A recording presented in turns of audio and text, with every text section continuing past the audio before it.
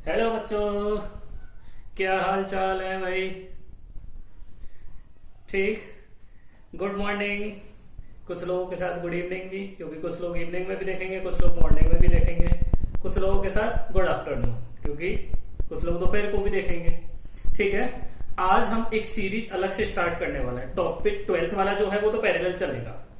12th वाले topic है वो पैरेलल चलेंगे। आज हम 11th वाला स्टार्ट करने वाले हैं, और 11th का जो पोर्शन है वो स्टार्ट करेंगे वेक्टर से। ठीक है। 11th का जो पोर्शन होगा वो वेक्टर से स्टार्ट करेंगे, और वेक्टर में बिल्कुल बेसिक से लेके और पूरा बिल्कुल हाई लेवल तक चलेंगे। एक चीज ध्यान रखना, फिजिक्स में वेक्टर बहुत इंपॉर्टेंट टॉपिक है। कुछ लोग क्या होता है, टीचर को भी देख लो, बच्चों को भी देख लो, वो सोचते हैं यार वेक्टर है, छोटा सा है, चलो हटाओ इसको। और फिर वो वेक्टर को जैसे साइड में हटाते हैं तो वो बच्चे धीरे धीरे फिजिक्स से भी साइड में हटते जाते हैं। क्योंकि जब तक आपको वेक्टर क्लियर नहीं होगा, जब तक आपको वेक्टर क्लियर नहीं होगा, तो ये मान के चलें आपको 50% फिजिक्स क्लियर नहीं होगी। तो वेक्टर मोस्ट इंपोर्टेंट टॉपिक है। ठीक है। अच्छे ढंग से आपको समझना है, तो निकालो पेन और कॉपी और नोट्स बनाना स्टार्ट करें। ठीक है। चलो भाई स्टार्ट करते हैं। वेक्टर है ना, जो टॉपिक है वो क्या है, वेक्टर है। ठीक है। अब देखो, सबसे पहले हम बात करते हैं कि जो वेक्टर है उसकी बेसिक हम स्टार्ट करते हैं। चलो, हमको ये पता है कि फिजिकल क्वांटिटी क्या होती है। फिजिकल क्वांटिटी, फिजिकल क्वांटिटीज कौन कौन क्या होती है, इसको डिफाइन किया था। तो फिजिकल क्वांटिटी क्या होती है, those quantity which can be measured, those quantity which can be measured, which can be measured, which can be measured by an instrument। ठीक है। ऐसी क्वांटिटी जिसको हम किसी इंस्ट्रूमेंट से मेजर कर सकते हैं उसको क्या बोला जाता है, फिजिकल क्वांटिटी बोला जाता है। ऐसी क्वांटिटी जिसको हम किसी भी इंस्ट्रूमेंट से मेजर कर सकते हैं उसको क्या बोलते हैं, फिजिकल क्वांटिटी। अब देखो, फिजिकल क्वांटिटी जो है, फिजिकल क्वांटिटीज, इसका जो क्लासिफिकेशन है वो ये है। देखो, पहला तो है आपके पास स्केलर, स्केलर क्वांटिटी। ठीक। दूसरा है आपके पास वेक्टर क्वांटिटी, और तीसरा है आपके पास टेंसर, टेंसर क्वांटिटीज। ठीक है। ये तीन तरह की आपके पास, थ्री टाइप्स की आपके पास क्या होती है, फिजिकल क्वांटिटीज होती है। स्केलर क्वांटिटी, वेक्टर क्वांटिटी और टेंसर क्वांटिटी। ठीक है। अब हम धीरे धीरे एक एक करके इन सब का पहले तो डेफिनेशन देखेंगे, फिर इनका तो डेफिनेशन ही देखेंगे, फिर इनका सब डिटेल में पढ़ेंगे वेक्टर को। ठीक है। देखो, सबसे पहले हम बात करते हैं किसकी, स्केलर क्वांटिटी की। ठीक है। स्केलर फिजिकल क्वांटिटी जो होती है वो क्या होती है, देखो, scalar quantity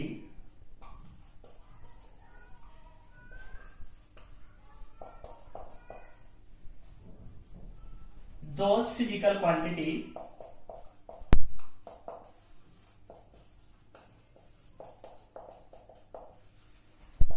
which can be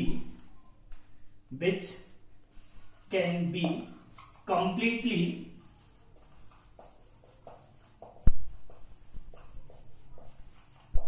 specified by its magnitude only, its magnitude only. ऐसी फिजिकल क्वांटिटी जिसको हम उसके मैग्नीट्यूड से स्पेसिफाइड कर सकते हैं उसको क्या बोला जाता है, स्केलर क्वांटिटी बोला जाता है। ठीक है। इसका एग्जांपल जैसे मैं बोल लेता हूं मास। ठीक। कहीं कहीं पर आपको ऐसा भी मिलेगा कि ऐसी फिजिकल क्वांटिटी जिसमें डायरेक्शन का कोई रोल नहीं हो, है ना। एक डेफिनेशन तो ये है, और दूसरा क्या है कि ऐसी फिजिकल क्वांटिटी जिसमें डायरेक्शन का कोई रोल नहीं हो। ठीक है। देखो, इसका एग्जांपल मास, वर्क, डिस्टेंस, एनर्जी, टाइम, ठीक, करंट। ये सारे एग्जांपल क्या है आपके, और भी एग्जांपल हैं काफी सारे। ये सारे एग्जांपल क्या है, स्केलर क्वांटिटी के हैं। ठीक है। अब हम ऐसा करते हैं, पहले टेंसर को डिफाइन कर लेते हैं। पहले किसको डिफाइन कर लेते हैं, टेंसर को, है ना। उसके बाद डिफाइन करेंगे, फिर वेक्टर को एक साथ ही लिख लेंगे। ठीक है।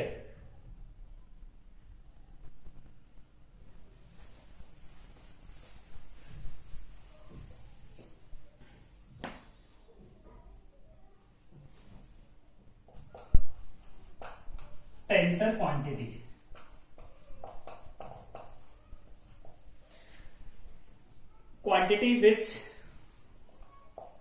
quantity which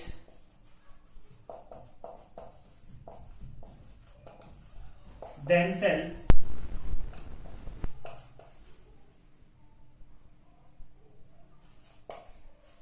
does not themselves, या ऐसा लिखना, themselves have no direction,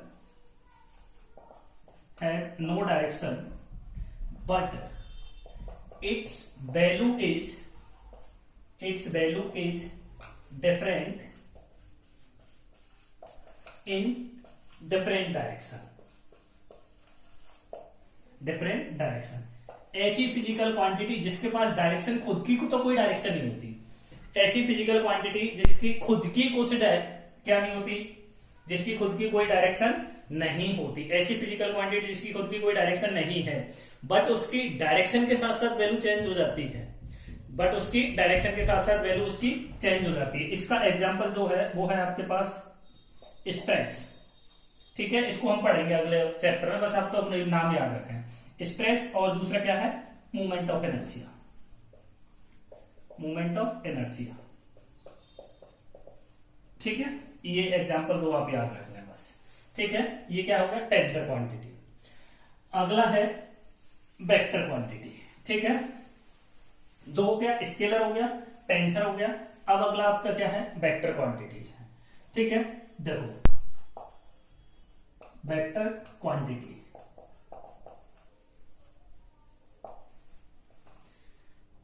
those physical quantities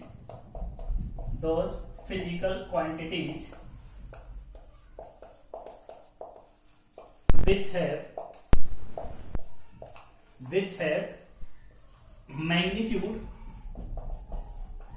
magnitude as well as direction and obey law of vector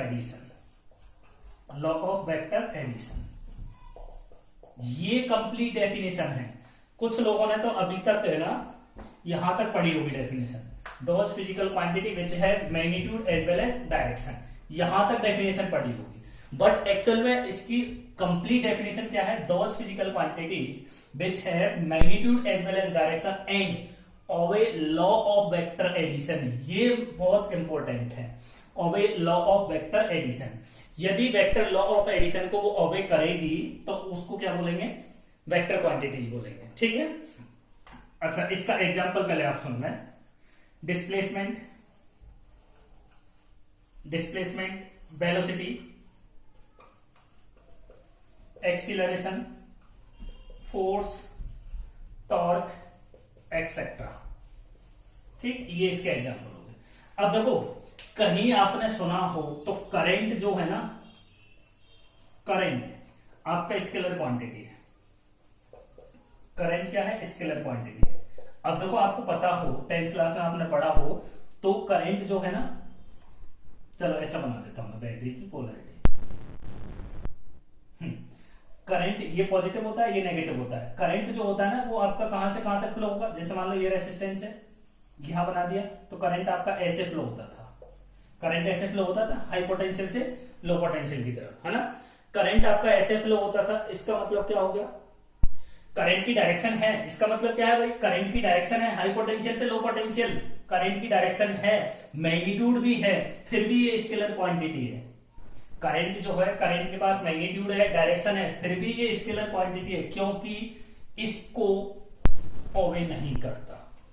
current जो है लॉ ऑफ वेक्टर एडिशन को ओबे नहीं करता, इसलिए करंट क्या है, स्केलर क्वांटिटी. इसके पास देखो मैग्नीट्यूड भी है और डायरेक्शन भी है, फिर भी ये स्केलर क्वांटिटी, क्योंकि लॉ ऑफ वेक्टर एडिशन को ओबे नहीं करेगा. ठीक है, तो ये तो आपकी डेफिनेशन हुई तीनों फिजिकल क्वांटिटीज की. अब हम बात करते हैं कि वेक्टर जो होता है उसको हम कैसे रिप्रेजेंट करते हैं. ठीक है, तो सबसे पहले रिप्रेजेंटेशन सीखते हैं, रिप्रेजेंटेशन ऑफ वेक्टर.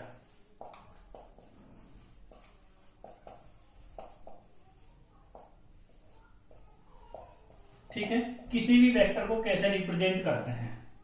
देखो सबसे पहली बात, यदि किसी वेक्टर को हमको रिप्रेजेंट करना है अल्फाबेट में,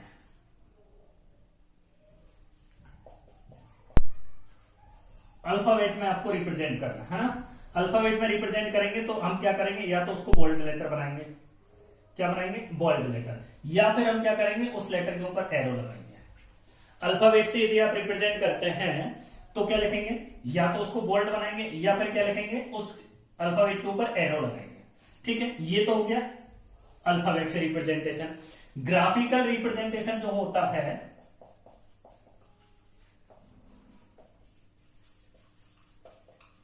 ग्राफिकल रिप्रेजेंटेशन कैसा होगा, जैसे मान लो ये एक वेक्टर है, ऐसे इसको रिप्रेजेंट करते हैं। ये वाला जो पॉइंट है ना, इसको बोलते हैं इसकी टेल, अरे पूंछ मतलब तो क्या नहीं लिखे यहां, ये क्या है, इसका हेड।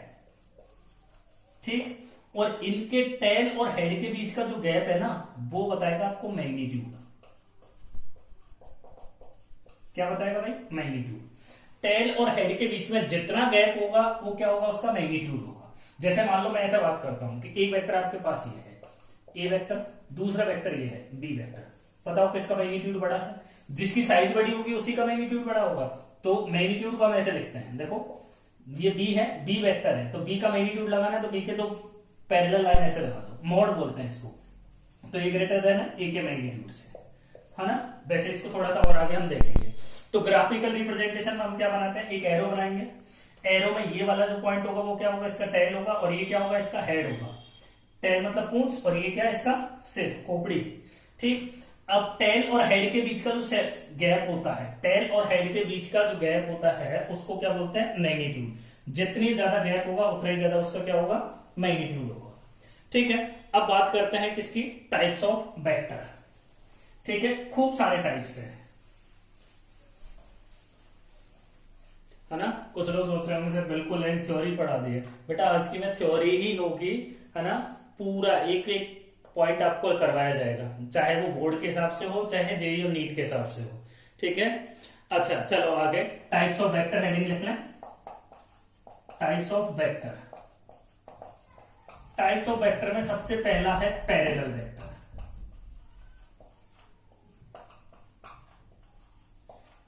पैरेलल वेक्टर, ठीक है।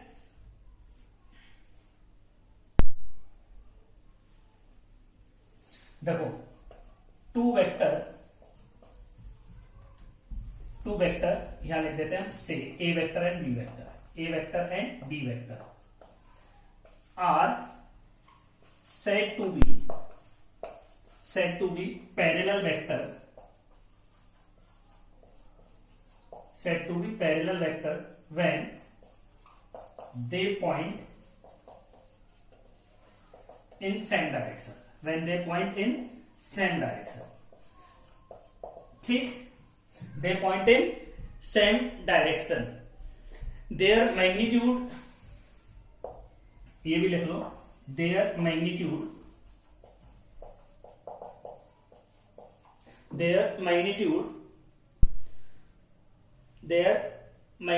needed not to be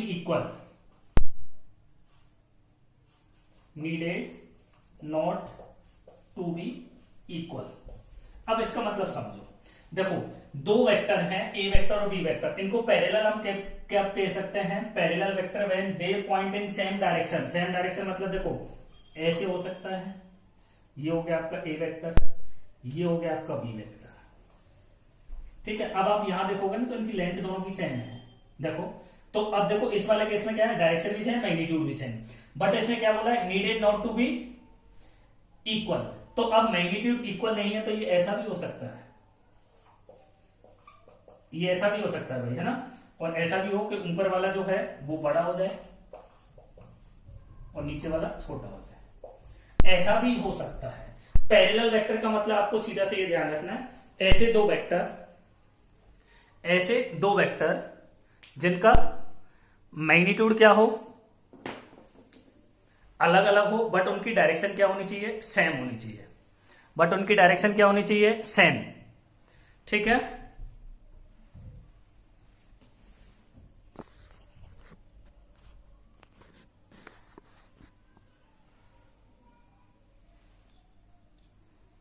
हाँ भाई, हो गया।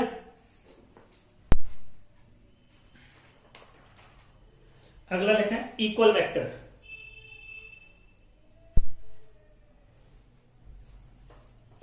अगला इक्वल वेक्टर, दूसरा जो टाइप्स है वो क्या है, इक्वल वेक्टर। देखो, दो वेक्टर को हम इक्वल कब कह सकते हैं?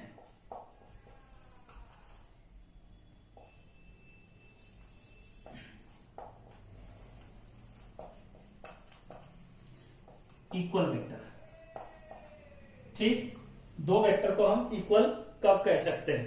Two vector A vector and B vector, two vector A vector and B vector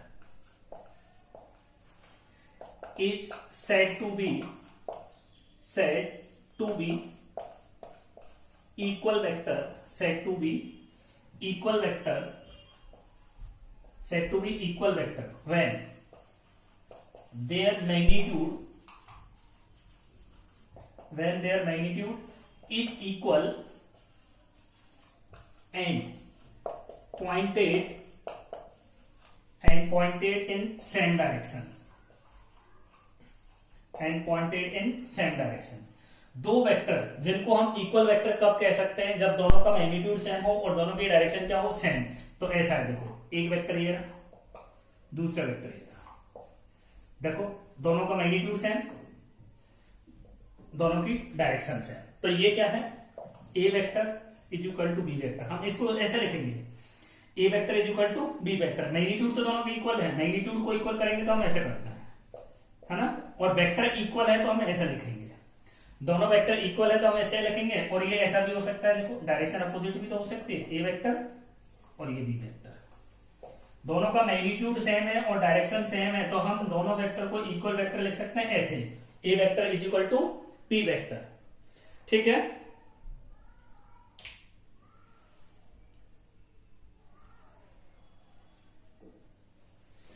अगला लिखें anti parallel.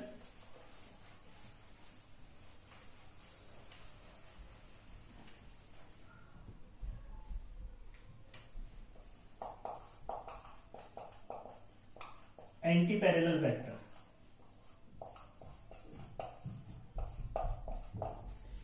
Anti parallel vector, ठीक। Two vector A vector and B vector, two vectors A vector and B vector are said to be anti-parallel vector when they point in opposite direction, they point in opposite direction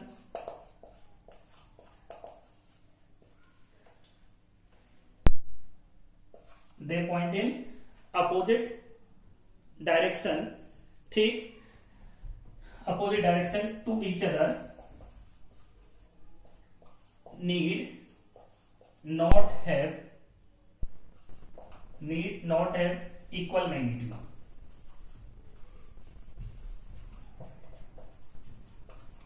देखो, दो vector को anti parallel vector कब बोल सकते हैं? जब एक की डायरेक्शन ऐसे हो, दूसरे की डायरेक्शन ऐसे हो, हाँ। देखो, हो सकता है इन दोनों का मैग्नीट्यूड भी इक्वल हो, अनइक्वल भी हो। तो यहां पर अनइक्वल मैग्नीट्यूड है तो हम ऐसे लिख सकते हैं, ए वेक्टर का magnitude not equal to B vector का मैग्नीट्यूड, ठीक। और जब ऐसा हो जाए, अब इस वाले केस में देखो, ए वेक्टर और बी वेक्टर दोनों का मैग्नीट्यूड इक्वल है, ठीक। तो क्या लिखेंगे, ए वेक्टर का magnitude equal to B vector का मैग्नीट्यूड, ठीक। ऐसे लिख सकते हैं, है ना, ऐसे हम लिख सकते हैं, ठीक। अब बात करते हैं नेगेटिव वेक्टर की। नेगेटिव वेक्टर तो मैं अभी यहां ही लिख देता हूं, चलो, है ना। नेगेटिव वेक्टर, देखो, two vector A vector and B vector are said to be negative vector, said to be negative vector when they pointed in opposite direction to each other and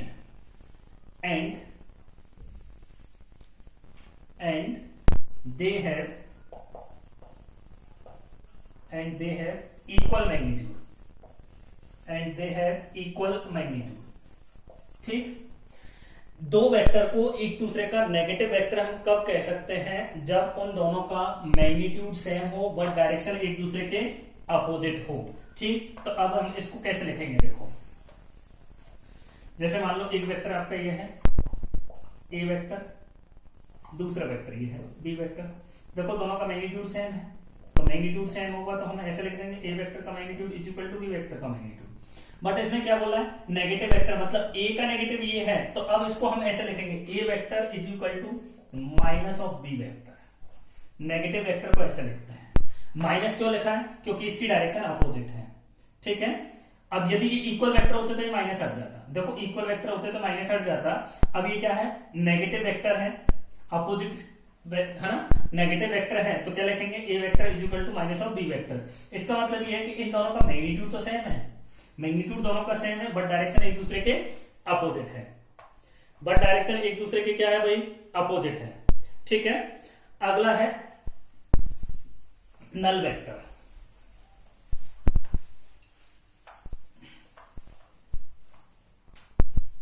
कौन सा नंबर है इसका? Fifth है ना, null vector. इसको zero vector भी बोलते हैं, जीरो वेक्टर, ठीक। और इसको रिप्रेजेंट करते हैं ऐसे, ठीक है।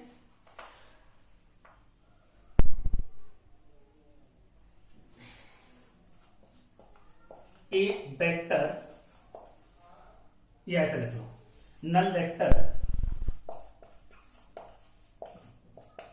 has magnitude,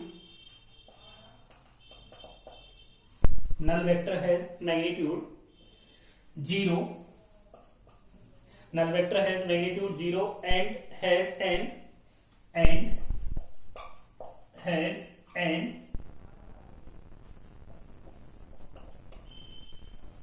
arbitrary direction।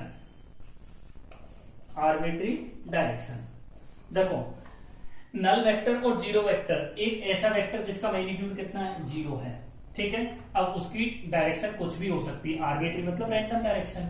अब ये बोल रहा है भैया नल वेक्टर है, मैग्नीट्यूड 0 है। अब भैया मैग्नीट्यूड 0 ले लेंगे तो उस वेक्टर का मतलब क्या है? देखो जिसका मैग्नीट्यूड 0 है तो उसको, उसकी तो कोई औकात नहीं कुछ काम करने की। कोई ऐसा वेक्टर जिसका मैग्नीट्यूड कितना है? 0 है, अब उसकी तो कोई औकात नहीं है काम करने की, तो उसको रखा या नहीं रखा, तो उससे मतलब क्या है? उसको रखे या नहीं रखे उससे मतलब क्या है? तो देखो क्या मतलब है इसका।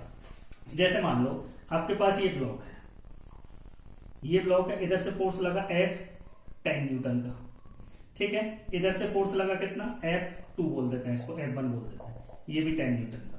अब बताओ इस ब्लॉक पर नेट फोर्स कितना है? तुम लोग बोलोगे कि सर इधर से भी 10 न्यूटन लग रहा है, इधर से भी 10 न्यूटन लग रहा है, तो नेट फोर्स कितना हो गया भाई? 0 न्यूटन। ये गलत है, मैग्नीट्यूड है ये। यदि आप नेट फोर्स की बात करेंगे तो F1 vector plus F2 vector is equal to कितना होगा? 0। जब दो वेक्टर को ऐड करते हैं तो क्या मिलेगा? वेक्टर क्वांटिटी मिलेगा, तो इसको हमको वेक्टर लिखना पड़ेगा, है ना।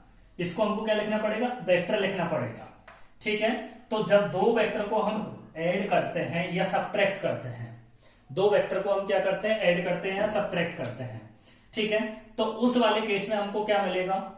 उस वाले केस में यदि हमको क्या मिलता है? 0 मिलता है। जैसे यहां मैं मान लेता हूं, सपोज करो मैंने मान लिया F1 प्लस F2, इन दोनों का रिजल्टेंट कितना आ रहा है? 0 आ रहा है। तो F1 वेक्टर है और F2 वेक्टर है, हम 0 नहीं लिख सकते। क्यों नहीं लिख सकते? कि दो वेक्टर का जब हम ऐड करेंगे, F1 vector plus F2 vector, इन दोनों का एडिशन करेंगे तो हमको वेक्टर क्वांटिटी मिलेगी, इसलिए इसको वेक्टर लिखना पड़ेगा। ये इसका फिजिकल सिग्निफिकेंस है। ये क्या है? इसका फिजिकल सिग्निफिकेंस है ना। क्योंकि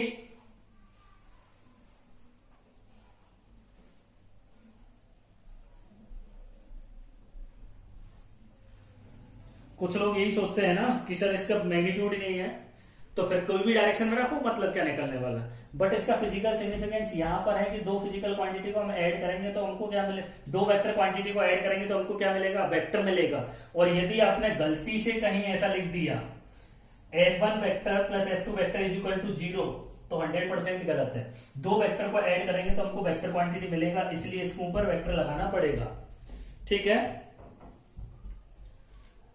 अगली बात करते हैं अनइक्वल वेक्टर। फोर्थ हो गया, फिफ्थ हो गया अनइक्वल वेक्टर। देखो अब मैं अंग्रेजी लिखूं क्या यार, वैसे तो क्या लिखा है, अनइक्वल है तो ये तो पता ही चल गया आपको। अनइक्वल वेक्टर, देखो अनइक्वल वेक्टर में क्या होगा, मैं केस बना देता हूं ऐसे। देखो अनइक्वल मैग्नीट्यूड हो, अनइक्वल मैग्नीट्यूड, दो वेक्टर के बीच का अनइक्वल मैग्नीट्यूड हो और and same direction, and same direction.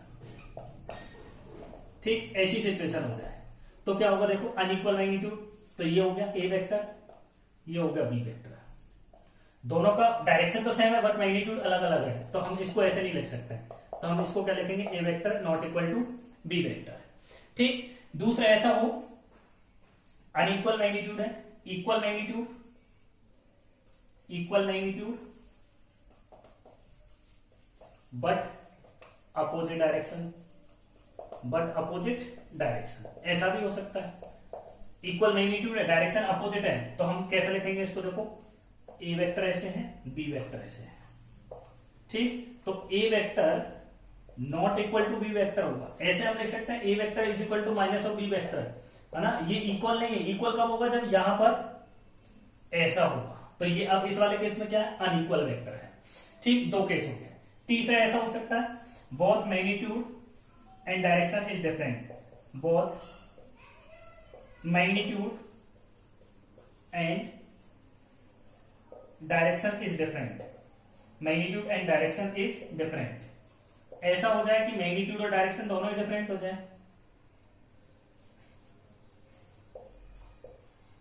Magnitude और डायरेक्शन दोनों ही डिफरेंट हो जाए, जैसे ऐसे और ये ए वेक्टर बी वेक्टर, देखो मैग्नीट्यूड डायरेक्शन दोनों डिफरेंट। तो अनइक्वल वेक्टर कब हो सकते हैं, जब अनइक्वल मैग्नीट्यूड हो, सेम डायरेक्शन हो, इक्वल मैग्नीट्यूड हो, अपोजिट डायरेक्शन हो, डायरेक्शन मतलब अलग अलग हो।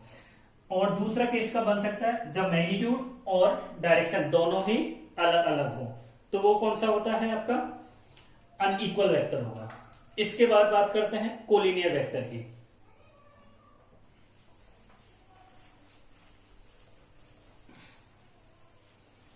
कोलिनियर, कोलिनियर, कोलिनियर, देखो इसके नाम से ही आपको पता चल रहा होगा, कोलिनियर। कोलिनियर मतलब कॉमन लीनियर, कॉमन लीनियर मतलब उन दोनों के बीच में कॉमन एक स्ट्रेट लाइन है। ठीक, ठीक है, तो अब यहां हम इसको डिफाइन करेंगे, तो two vector is said to be collinear vector, collinear vector when angle between these two vectors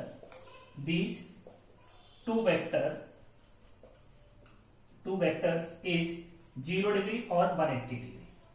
दो वेक्टर के बीच का एंगल जब 0 डिग्री और 180 डिग्री होगा, तो उस टाइप के वेक्टर को हम क्या बोलते हैं, कोलिनियर वेक्टर बोलेंगे। ठीक है, कोलिनियर वेक्टर। इसके बाद आता है कोप्लानर,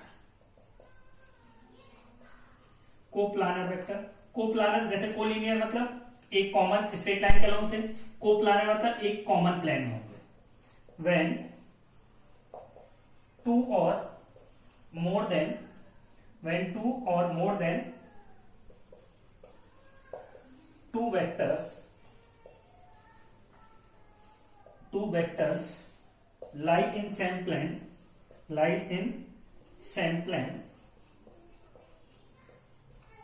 then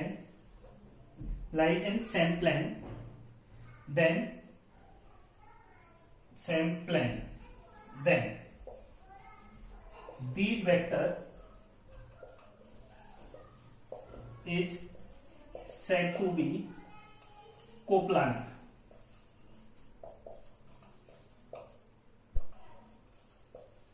ठीक, ये ऐसा हो सकता है, देखो ऊपर वाला मिटा दूंगा,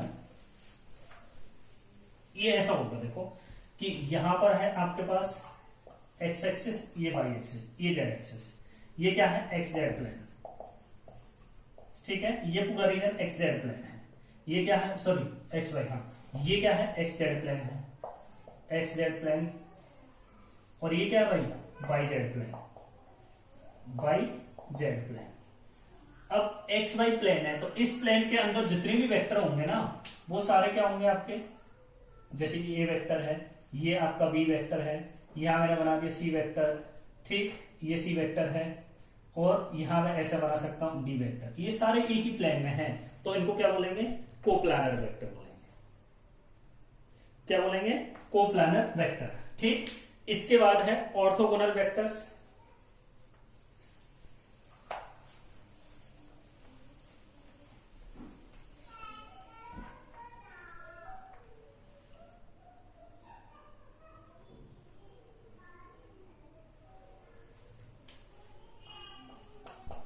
ऑर्थोगोनल, क्या आपको पता है ऑर्थोगोनल का मतलब क्या होता है, परपेंडिकुलर, ऑर्थोगोनल का मतलब क्या होता है परपेंडिकुलर होता है, नॉर्मल जिसको बोलते हैं। If any two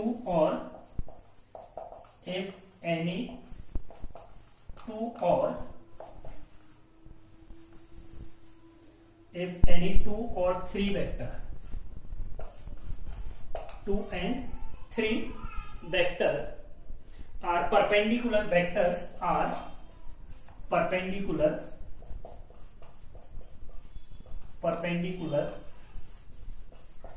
to each other,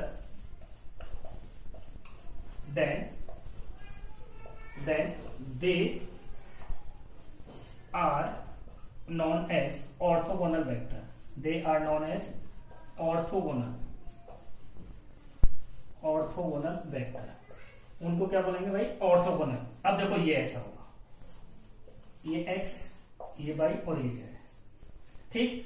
x और y एक्सिस के बीच का एंगल 90 डिग्री, ये एंगल भी 90 डिग्री, ये एंगल भी 90 डिग्री। तो देखो ऐसे बोल देते हैं, यहां पर मैं x वेक्टर बोल देता हूं, ये y वेक्टर बोल देता हूं, ये z वेक्टर। तो x वेक्टर परपेंडिकुलर है y वेक्टर के, परपेंडिकुलर है z वेक्टर के। जब ऐसी कंडीशन होगी तो उन वेक्टर को हम क्या बोलेंगे ऑर्थोगोनल वेक्टर बोलेंगे, ठीक है। इसके बाद अभी और भी बाकी है क्लासिफिकेशन, है ना, तो वो अगली क्लास में करेंगे, ठीक है। चलो बाकी का जो है वो अगली हम क्लास में करेंगे, ठीक है, क्योंकि उसके साथ